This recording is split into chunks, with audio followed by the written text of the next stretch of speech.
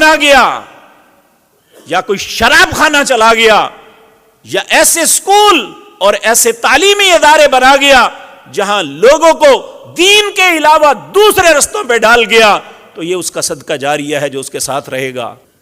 ایک شخص وہ ہے جس نے اپنی اولادوں کو نمازی بنایا، ایک شخص وہ ہے جس نے اپنی اولادوں کو قرآن پڑھایا، ایک شخص وہ ہے جس نے اپنے معاشرے کو بھلائی کا سبق دیا، اس کے لیے یہ صدقہ جاریہ ہے۔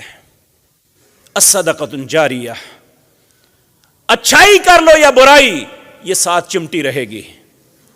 جتنے لوگ ہمارے کہنے پہ اچھائی پہ یا برائی پہ لگیں گے وہ ہمارے حصے دار ہیں۔